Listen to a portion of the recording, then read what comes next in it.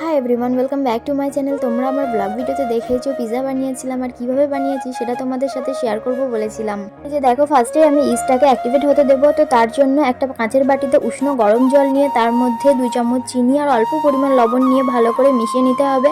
এটা মেশানো হয়ে গেলে তার মধ্যে 2 চামচ ইস্ট দিয়ে আবারও ভালো করে মিশিয়ে 20 থেকে 25 মিনিট ঢাকা দিয়ে রেখে দিলে ইস্ট অ্যাক্টিভেট হয়ে যাবে। আর হ্যাঁ, অবশ্যই এই প্রসেসটা কিন্তু কাঁচের বাটিতেই করতে হবে। এবার দেখো, ময়দাটাকে মেখে নিতে হবে। তো ময়দাটা মাখার জন্য তার মধ্যে অ্যাক্টিভেট করে রাখা ইস্ট আর অল্প করে জল দিয়ে ভালো করে ময়দাটাকে মাখতে হবে। আর ময়দাটা যখন একটু মাখা হয়ে যাবে তখন তার মধ্যে সাদা তেল দিয়ে আবারও ভালো করে ঠেসে ঠেসে মাখতে হবে। এভাবে ময়দাটা মেখে নেওয়ার পর 1 থেকে 1.5 ঘন্টা রেস্টে রেখে দিতে হবে। আর তারপর দেখবে ময়দাটা খুবই সফট হয়ে যাবে। এবার কয়েকটা শুকনো লঙ্কা আর গোলমরিচ ভেজে নিয়ে শুকনো লঙ্কাগুলো চিলি ফ্লেক্সের মতো আর গোলমরিচটাকে ভালো করে গুঁড়ো করে নিতে হবে। তারপর দেখো, এই যে সবজিগুলো কেটে রেখেছিলাম, এখানে আছে পেঁয়াজ, ক্যাপসিকাম, টমেটো আর অল্প পরিমাণ রসুন কুচিয়ে রেখেছিলাম। এবার এই পেঁয়াজ, ক্যাপসিকাম, টমেটো এগুলোকে লবণ, গোলমরিচ গুঁড়ো, চিলি ফ্লেক্স দিয়ে খুবই হালকা করে ভেজে নিয়ে নামিয়ে নেব। রসুন কুচিটা কিন্তু এর সাথে ভাজা হবে না।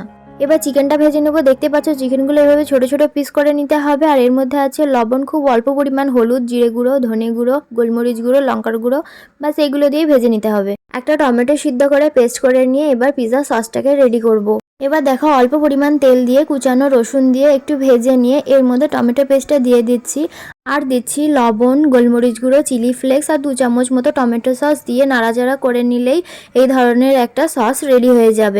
এবার পিৎজা বেসটাকে রেডি করব। তার জন্য যে থালাটায় আমি পিৎজাটা বানাবো সেই থালায় অল্প পরিমাণ সাদা তেল মাখিয়ে তার উপর এইভাবে শুকনো ময়দা ছড়িয়ে দিতে হবে আর এক্সট্রা ময়দাটাকে ঝেড়ে ফেলতে হবে। তারপর দেখো, যে ময়দাটা মাখিয়ে রেখেছিলাম সেটাকে হাতের সাহায্যে পুরো থালায় বসিয়ে নিতে পারো বা গোল করে বেলেও নিতে পারো। দেখো, আমি বেলে নিয়েছিলাম। তারপর থালায় বসিয়ে একটা কাঁটা চামচের সাহায্যে ছোট ছোট ছিদ্রগুলো করে নিতে হবে।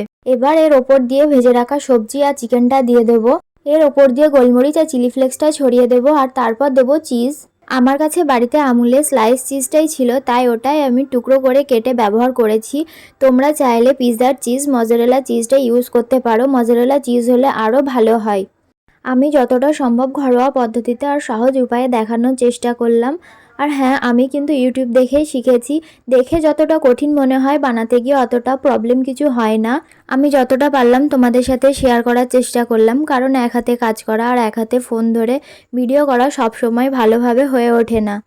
তারপর দেখো, পিৎজা বেসটা রেডি করার পরে একটা লোহার তাওয়াতে অনেকটা পরিমাণ লবণ নিয়ে খুব ভালো করে হিট করে থালাটাকে বসিয়ে তার উপর খুব ভালোভাবে চাপা দিতে হবে।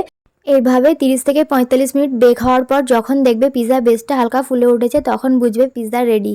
আমার ওপর ভরসা করে তোমরা অবশ্যই একবার বাড়িতে বানিয়ে দেখো। আর আমার ভিডিও ভালো লাগলে লাইক, কমেন্ট, সাবস্ক্রাইব করবে। সকলে ভালো থেকো। আজকে টাটা।